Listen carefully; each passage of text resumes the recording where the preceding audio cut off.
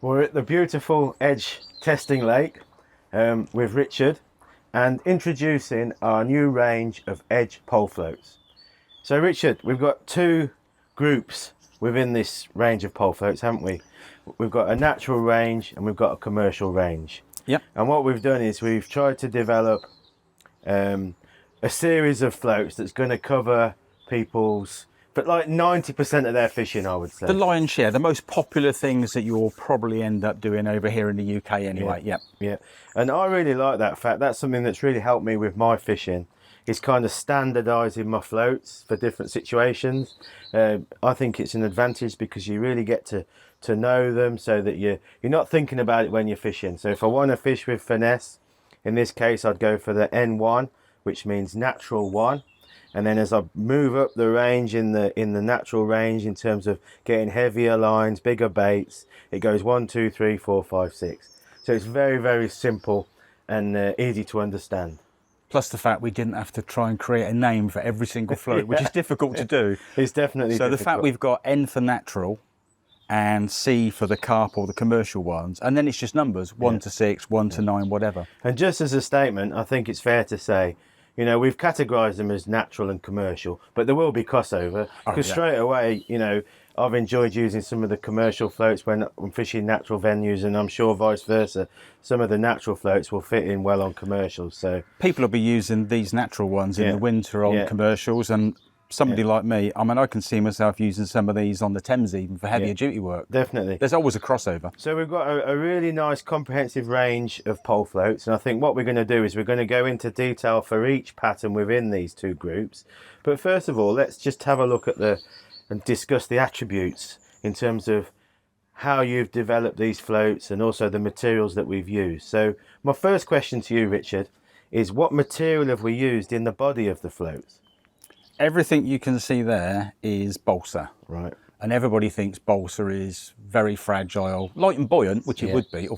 But the thing is, balsa isn't just balsa. So when you make things like this, what you need to do is you get your balsa dowels, thousands of pieces of dowels, and you have to weigh them. Yeah. And by weighing them, you can work out the density and how light it might be and how hard it might be. Yeah. So you've got to use the right grade for the right type of float. So something like that might be a slightly denser grade than something like that. And I've got to be honest, I mean, I know about balsa, obviously balsa floats, I've used them for years. I didn't realise there was such variation between the different types. And that's something that's really, really key. And obviously your years of experience have really helped to develop this fantastic range. So we've gone for a top grade balsa. Yep. That's perfectly matched to the style and the pattern of the float that you've developed. Yep, which means that you can make a light float that's small. Yeah. Otherwise you end up with a float that's 0.2 of a gram, but it's really big and it doesn't work. Sure. So you make it tailored to the type of float. So I love that. You obviously spent a lot of time thinking about the different stems that we've used. So, I mean, we've got different stems within the natural range. We've got carbon stem. Yep. We've got stainless steel. And we've also got the fantastic titanium stems that we'll talk about. But what about on the commercial range? What stems have you used on them? On here, I've put in fiberglass. I mean, there's umpteen grades of fiberglass, just like there's umpteen grades of carbon, steel and everything else. But the reason for putting the fiberglass in here is it's generally much heavier than carbon.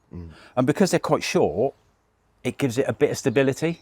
So in something at this end, like a tiny little dibber, I've put quite a thick glass stem to give it a bit of stability. Otherwise, if you put something in that was really, really light, it wouldn't sit quite right. And plus it's strong. This is the attention to detail that I really love. So what you've done is you've married the right diameter in that fiberglass or in the titanium or the stainless steel or the carbon to perfectly match not only the pattern but the size of the float. Yeah, exactly. So that's absolutely fantastic. Now what about the eyes? Because this is interesting as well. We've got some variation with the eyes, which we'll obviously talk about when we look at each pattern, but we've got some where we've got a tube going through the body to an eye, and we've got some with the coiled spring type eye, and then the standard type of eye. Yep. Now one thing straight away for me, obviously my main focus is on the natural range. The position of the eye is absolutely perfect. The fact that it's very neat, it's not too heavy. and obviously strong enough for this application that you're going to be using. Absolutely. And something like that you've just picked out, you've got to try and get it as close to the top as you can. Yeah. Bearing in mind it's a very narrow float. Yeah. So you can't have a big eye. Yeah. Because it wouldn't fit. No, we'd make it unbalanced, it wouldn't fit, and then you wouldn't get the control on the float if the eye was situated further down. So I absolutely love that. And then I guess the final thing to talk about, or maybe the last but one thing to talk about, is the actual tips. So we've got a variety of tips again to perfectly match each pattern. So we've got hollow tips, we've got the nylon tips, solid tips, haven't we? Yeah. You've got everything from, say, a 1mm solid all the way up and through to something like a 2mm hollow. Yeah. And it's all tailored to the type of float. And then on the commercial range, again, we've got all hollow tips. These are all hollow. And then obviously the shaped balsa on the dibbers. And these are just machine balsa. So it's absolutely amazing range of floats. Final thing is actually the finish, the paint. Because I know you spent a lot of time working with the factory. It's a European supplier, isn't it, that we're using? A very top quality manufacturer. And you spent a lot of time on the actual paint and the finish. Yeah, I mean, everything we've done here, there's a solvent-based acrylic paint, which is tougher, harder wearing. In the past, many years ago, changing over to water-based paints, I've experienced some serious problems where it tends to crack. Yeah. It's just not hard enough. Yeah. And then when it cracks, you get that sort of crazy paving effect, and then your float leaks. Well, in the past, for most of my pole floats, I used to coat them with varnish, with nail varnish. Just to make them harder? Yeah, but in this finish, I love this matte finish. It's very hard, it's not heavy, so I haven't needed to do that. So I think that's a really key thing. So that's kind of an overview in terms of the construction, the materials used. We're obviously now going to go into depth in each pattern within the range. And just a final point to make is our sort of brand and business model that we're selling direct. So it means that we can offer such fantastic value to our customers. Not only are you getting the best quality, but you're getting a really top value product, aren't you? Oh, without a doubt. You're getting value for money. But I mean, like you said, this will probably do 80-90% of what we definitely will be doing. Yeah. And for all of the customers, I mean, it's a start. Yeah, absolutely. And it's something that's going to evolve with time. But something that I think this range, you've done an absolutely fantastic job. So thanks ever so much, Richard. Let's get down into the detail now of all the different patterns within these two series. Okay, Richard, so let's look at the natural range and go through each of the floats in this fantastic range. So to start off, we've got N1, which to me is a classic natural type of float. Goes back to the Chianti style in the past, and this is a float that I use for, well, I pretty much set up for all my river fishing, covers my canal fishing, and also quite a lot of lake fishing as well. Yeah, right. So this is the most finesse type float in the series with a thinner tip. What diameter tip's that? That's 1mm nylon. Okay. And we've got this fantastic stem, which is made from titanium. Yeah, you've got to do it because we would have made that with a stainless steel stem to keep it nice and thin but stable. Yeah. But the problem with stainless steel, as you and everybody else knows, is when you bend it, it's bent. It's gone. It's a nightmare to straighten it out. Yeah. But if you use nickel titanium, it straightens every time. It's amazing when you do that. It's brilliant. But I also like the material because during testing, to me, it's like in between carbon and wire in terms of weight as well. Because a problem with a wire stem with this type of float can be that it can wrap round. You know, it when bounces. you're shipping in and out, it bounces. I find this perfect. I also love the length of the stem compared to the body and the nylon tip. So this is the type of pattern that I use for so much of my fishing when I'm fishing up in the water on rivers, fishing with baits like hemp and maggots and pinkies. It's just like the Thames. It'd be one of them you're fishing strung out for roach and things like that. Yep. Exactly. So the smallest size in the range is a 0.2. Yep. And we go up to a half a gram. Yeah, 2, 3, 4.5. Yeah. So I love that, and it's your classic sort of up in the water and finesse type float. Yeah, and the good thing about the nickel titanium is it's lighter than stainless steel, but it's heavier than glass or carbon. Yeah. And like you said, it's not quite in the middle, but it's almost. For me, it's perfect. Brilliant. So I love that. And then moving up to the N2, same sort of principle in terms of the shape of the body. The main difference is we've stepped up the tip diameter. Tip, yeah. So for me, again, I mentioned that I like to try and standardise my floats. For me, this is when I'm using a heavier main line, perhaps using a bit bigger baits, targeting bigger fish like chub, and that extra visibility as well can be really good on a difficult day. I was just going to say, for somebody like me, that's much better. So for example, when I'm fishing on the Trent, the light can be terrible, and that slightly thicker tip just really helps me to pick see it out. Yeah. And one thing that I should mention is that we offer the floats in orange and yellow, don't we? Yes, The two tip, colours. yeah. We deliberately don't do black because it's the easiest colour to do yourself. Yeah, absolutely. It's a useful colour, but actually black doesn't sell much. Yeah. Probably because we just black them all up ourselves anyway. Yeah, absolutely, but that's important, especially for colourblind people like me, because I love the yellow. So that's where all of our yellow floats have gone then. Yeah. So that's in the same sizes as well, so from 0.2 up to 0.5 gram. Yep. And so essentially same body, same stem, different diameter tip. I love it. Then moving up to the N3, so this is a really popular float nowadays, the pencil type float. Yep. Again, crosses over from rivers to lakes. A float that's great for whip fishing as well, and for speed fishing. For me, the great advantage of using a pencil float is the fact that there's very little resistance when you strike. Exactly. Yeah. So it's not a float for holding back hard in a flowing river. It's a float for deeper, slower rivers, where you're going to be able to present the bait and control the bait and benefit from that lovely slim design and the clean strike out the water. That's really important as well, because everybody associates pencils primarily with whip fishing. Yeah. But I'm exactly the same as you. I'll use that even when there's a little bit of flow on. Yeah. But if I know that I've got an area where this is where they're feeding, I'll run it down and I know I'm going to get a bite quick. Yeah. But the strike is so much cleaner. Definitely. But there's less resistance to a fish. Absolutely. And we've gone for a stainless steel short stem. Yep. To balance up with the long balsa body. Just a little bit of weight. And you'll notice that shape, it does enable you some control. You know, the shape of that balsa there does enable you to have some control. Perhaps if it's windy, you can back shot it and just help to control the float through your peg, get the best presentation.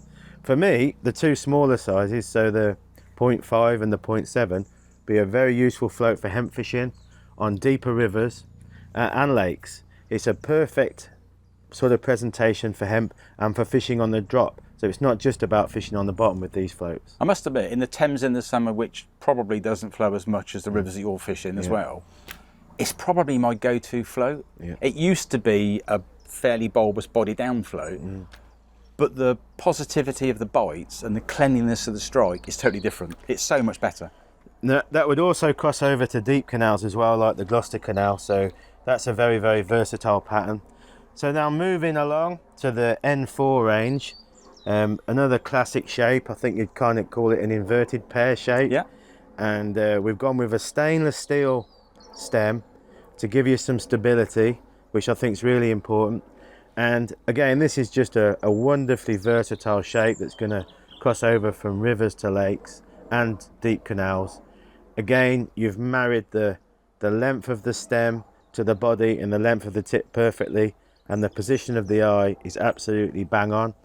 So this is a really popular style of float. As I mentioned, for me, that wire stem gives you some stability, perhaps on a windy day, and also when you're fishing slightly more powerful water as well. I just find that wire stem, that diameter of wire stem, married with that body, gives you fantastic presentation and control. Yeah, I mean, for me, if I was using this one when I'm expecting to catch a lot, getting lots of bites, especially in a short area, that would be my number one choice. But if I'm having to work more, like you've described, that would be my first choice. And in many cases, I'd actually slightly overshot that as well. So you can hold on to it. So I can really control it.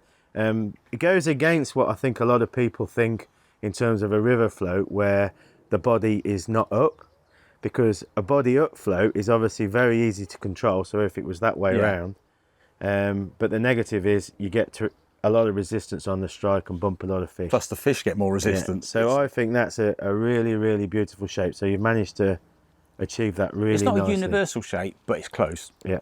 So the biggest in that range is 2 gram at the 2 gram, moment. yep. And the smallest is 0.4. So again, we've got really nice 6 floats in that series that are going to cover And I'd be so using much it of on a your canal. fishing. Exactly. Moving over to canals, shallower canals, and then in the bigger sizes, deep canals, and also lakes, reservoirs, even commercials in certain situations. So absolutely brilliant. So then moving up to N5. So we're moving up now in terms of the kind of the strength of the float, really, aren't we? You've got a thicker carbon stem, we've got a thicker hollow bristle, and you've got the coil type. Yeah. So this for me is going to be, it's my go-to range for heavier fishing. So when I'm perhaps fishing for bigger weights of fish, like rivers like the River Wye, also where I'm fishing bigger baits like chopworm, bunches of maggots or casters, and I've got that fantastic shape again, which is going to allow a bit more control in more powerful, deeper pegs. But again, it's the right shape. It's an inverted pair, but it's a more aggressive shape than on the N4. I was going to say exactly that, Yeah. because you can get some that are very bulbous and they just offer far too much resistance. Again, so that, you know, this to me is so versatile. Again, crossing over to even locks in Ireland or bigger reservoirs, bigger lakes over in England, as well as rivers. The good thing about the eye is a lot of people might actually use that long lining. Yeah, long lining. And it's, again, your attention to detail really, Rich, in terms of marrying the right components together to achieve what we wanted. Yeah, and that's why that ring eye's on there for added strength. So you've got a hollow tip, bigger baits as you just said, but the fact you've got a ring eye means if you are actually long lining, you can't rip the eye out, because there is no eye to rip out. So that's going to be a go-to float for fishing heavier, bigger lines, bigger baits. And then finally, we've got the N6, which is quite a specialised float really in its design. We've got that fantastic, we've already talked about the shape of the body, wonderful for controlling on rivers. But you've actually got the line going through the body there, which I really love. I've used this in the past and I've had problems with the floats leaking, but I've been using these floats now for 6 months. So for all of this season, I've not had any leak yet. And I just love the fact that when I'm changing the depth, it's so easy. And I'm often using heavier line as well. And the line isn't cutting into the body in any way. Yeah, because if you were to have a piece of silicone trap there and no side tube, the temptation for a lot of people is to literally push it up or pull it down without moving the silicone. Yeah. And because it's got to go around a fairly fat body, even though that's not overly bulbous, you can start to cut in because the line will saw into it. Yeah. And most people don't move the silicone, but with the tube, you don't get any of that. Yeah, I absolutely love that pattern. Again, using it for laying on rivers, bigger baits, fishing to hand on big whips like on the River Wye. I love the tip. What diameter is that, Rich? That's a hollow 1.7. These are all hollow, 1.5s and 1.7, that one is. Okay, so the 1.7 on the bigger size to combine it perfectly with the body. And just to emphasize the strength, you know, these floats are just, I'm not going to say indestructible, but they can take some hammer. They're strong. They really can take some hammer. Yeah. And let's face it, for a 5 gram float, it's not that big. It's not a big body. No. It's lovely and buoyant. Yeah. So you've achieved, I think, a very comprehensive range of floats there, Rich, for natural fishing, and one that I've really enjoyed developing with you. So, which is obvious because you've taken all the yellow tips. Yes, there's none left. No, they're absolutely great. So thanks for that. Obviously, all the details are on our website. Very, very competitively priced, but you're getting a very, very top spec pole float. Obviously, with many years of Richard's experience developing floats. So, thanks again, Rich. No problem. Can I have the yellow ones back now? No. So Richard, the Edge range of commercial floats, we've got 9 different patterns within this comprehensive range. Similar to the natural range in terms of trying to cover most of people's bases in terms of the sizes and the patterns that they want. First thing to mention really is about the strength. So obviously a main difference between the natural range and the commercial range is that you've increased the strength of these floats, haven't you? Even down to Yeah. the more finesse sizes. Exactly that. I mean, we've made them as strong as you can make them. Yeah. We wouldn't ever claim they were indestructible. Nobody would, but without sacrificing the sensitivity. Yeah.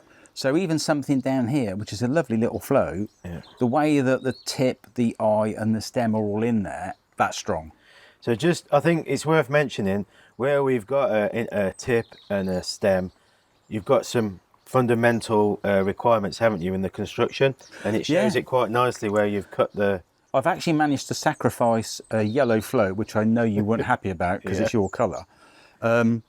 But basically, I'm not sure if the camera can pick this up, but I did actually put a yellow highlighter on there so you can actually see where the glass is, otherwise you might not have seen it. But the solid glass stem goes all the way through the body, all the way to the top. Yeah. These are all hollow tips. Yeah. So then the hollow tip goes into the body and over the stem. So if I pull that back out, Yeah. you can just see there, look by my fingernail, the white of that glass. So you've got a hollow tip on top of the stem. solid. Yeah. And then the eye is over the top of that join. Yeah. So it's the strongest construction that you can make in a balsa float. Yeah. I think that's really, really key, and it's something definitely worth emphasising. So even on the smallest float in the N1 series, you've got that construction where the stem is going into the hollow tip. Yep. And the eye is over the top of the join between the two. So it's on top of two you're going to materials. Yep. maximise the strength of the floats as much as you can. Obviously, the commercial floats get a lot more battering, and I think that's a really key factor. The other good thing about that is that because you're drilling it from both ends at the same time, Yeah. and you've gone all the way through, they're straight. Yeah. So you Absolutely. don't get any of this Yeah. because they're all drilled in one. So they're all perfect. So let's look at the range then. So this is the C1. Yep. Commercial one, and this has got that lovely slim rugby ball shape, very, very versatile and popular. And it's fair to mention that between C1 and C2, you've basically got the same shape body. Yep. But you've got a difference in the stems and the tips. Yeah. And what that's doing is it's enabling you to pick exactly the right float for the species that you're fishing for. So maybe F1s, smaller F1s, silverfish, whatever, and marry your main line and your hooks and elastics perfectly. So you're getting the same attributes of the perfect shape float for fishing on the drop or on the bottom, but you're getting the chance to pick the right float for the situation that you're using. Yeah, so you've got a tip here that's 1.7 as opposed to 1.2, both hollow. Yeah. But you've got a 0.8 glass stem and a 1 mil glass stem. Yeah. The body's the same shape. It's slightly bigger because you've got the extra weight. It's got to be, yeah. Yeah, so this is slightly more buoyant, Yeah. but And it depends what bait you're fishing with. Yeah. Yeah, so I think I've emphasised that, but obviously when you're fishing with heavier line, slightly bigger baits, you're going to go for the C2. For the ultimate in finesse, you're going to go for the C1. Yep. I think we should talk about these fiberglass stems, because you spent a lot of time working on these as well, haven't you? I think that they're the perfect balance for the floats in achieving the presentation that you want. But obviously you need to marry the right diameter to that body and that size. We've gone for fiberglass because it's a really durable, really strong material. Yeah. But it's also got that little bit of weight about it. Yeah. So you didn't want to put stainless steel in, which is even heavier, because if you bend one, it's bent, you know, like you can't straighten it. So at least with fiberglass, it's got the flexibility, it's strong, it's flexible, but it's got a little bit of weight for that extra stability. Yeah. So on the bigger ones, like you say, that's a 1 mil stem versus a 0.8 stem, but you've got a bigger, more hollow tip. Yeah. So even though there's air in it, you've got a thicker bit of plastic anyway. Yeah. And obviously the hollow tips, a big advantage of that is the fact that the light can shine through them and they're much more visible over perhaps a solid tip. And also the fact that you can really read the bites with the different diameter hollow tips is a massive advantage. Obviously commercial fishing isn't my sort of, I do fish commercials, but it's not my area. But I can see with the level of detail that you've incorporated into these that it's really going to help cover most of the situations. So in terms of size, we've got the commercial one. So we've got from a 0.2 Up to 6. up to a 0.6. 0.6. and that's married in the C2 range as well. So Yeah. it mirrors that in terms of the capacities, obviously just differing in the tip diameter and the stem diameter. Yep. One thing to mention that you were talking about earlier, obviously you've deliberately used a nice long stem on these floats, but it is possible to cut them down. Oh, you could cut anything. For example, if you're fishing in shallow water or you're fishing up in the water, you can adjust the stem, and obviously it's better to make the stems longer so that you can do that. Yeah, I mean, depending on the type of float, I mean, the stem is made so it balances with the capacity of the balsa body anyway. But like you've said, if you want to trim it by 5 or 10 mil, trim it by 5 or if it does a better job for you. Or if you're like me and you've got winders that are just that little bit too short, I'd roll a blade over that, knock it off, sand the end, and I would trim 5 mil off, and I wouldn't bat an eyelid about it. It's absolutely fine. It still works. That's a great tip. So moving on to the C3 and C4 range. Now, same concept in that you've got in this case, a different body shape, but between the two, it's the same shape, and we're just changing the diameter of the tips and the stem. Same concept. Yes. And this type of shape for fishing perhaps deeper water, and offering a bit more stability as well. If it's exactly a windy that, because day. it's a longer float and a heavier stem. Yeah, and again, we're going from a 0.2 in the smallest size up to a 0.6. So again, you've got the fantastic eye on there for strength. And again, this is just going to offer great versatility within these two families to marry the baits and the main lines and hook lengths, elastics that you're going to be using for fishing for F1s and carp, and also silverfish on commercials. And don't forget depth and wind. Yeah. Depth, wind and tow, because that's why that's a 0.8 and this is 1 mil. Yeah. That's got a slightly fatter, more buoyant tip. You could put a bit more line on the bottom. Yeah. It gives you more options. So again, we've selected a really, really popular shape there, and offering great versatility between those two families of floats. So moving on to the C5 and C6 floats, we've gone for the diamond shape. It's a bit of a utility all-round universal shape, isn't it, really? And again, just changing in terms of the diameter of the tip. So we've gone even thicker there. It gets up to 2 millimeters now, whereas before it's 1.7, so it's even more buoyant. Yeah. And we're going from a 0.2 up to a 0.6 in both these families as well. 2, 3, 4 and 6. Yeah. Absolutely beautiful. So now moving on to different type of float, in that we've got these dibbers and margin and shallow floats. So in this case, we've done away with the inserted tip. All balsa machine. So it's all shaped balsa, and obviously that's got the attributes as well for fishing different baits and different depths, different situations.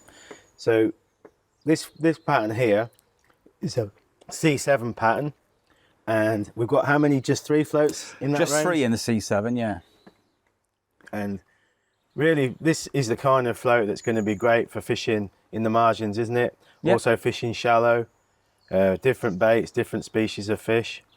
Yeah, you've got a very, very buoyant top, balsa, which it would be anyway. Obviously bigger in diameter than anything we've got with a tip in it, so it's going to hold a bigger bait. And also with the fiberglass stems, that's got stability for something that's actually very, very short. Yeah. I think they're going to be extremely popular. And like you said, fishing down in the margins when you're fishing in front of you, not right next to the bank, but further out, they're lovely. I'd even use these on the canal. Yeah, me too. And then we've got the classic dibber, which is the C8 series. Again, 3 floats.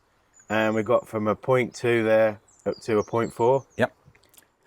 Thing about those, because they're so short, the stems are bigger in diameter, so you've got a thicker stem to add a little bit of extra weight to make it a little bit more stable. Bit of extra weight and also strength as well. Yeah. And we've got the eye perfectly positioned. So really, really popular type commercial float, obviously dibber, and as you say, crosses over to even canal fishing as well. I mean, you might be fishing very, very shallow out in front, you might be fishing right down the edge next to something. Again, it's kind of like a universal dibber, really. Yep. Love it.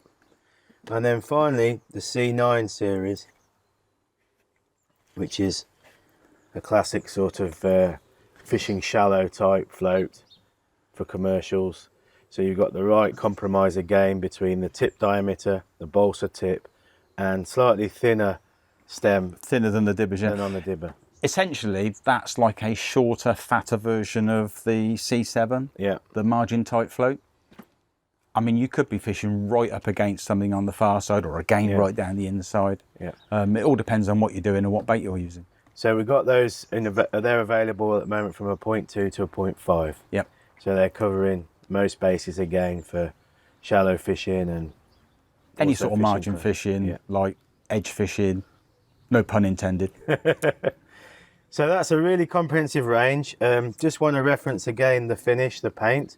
You spent a lot of time working on that to ensure that it's very robust and a paint that's going to last. It's the same acrylic paint as you'd put on a natural series, yeah. You can't put water-based paint on it.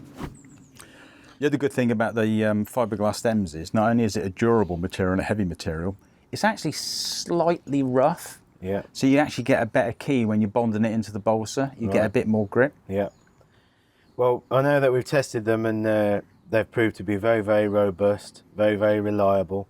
You're very meticulous about the capacities in terms of checking the capacities, aren't you? So we're very confident that they're very accurate. And again, just to emphasize the fact that Edge, we're selling direct to the customer. So we're offering absolutely maximum value selling through our website. So we'll put all the details on the end of the video. Thanks again, Richard. No problem. Can I have the yellow ones back again now?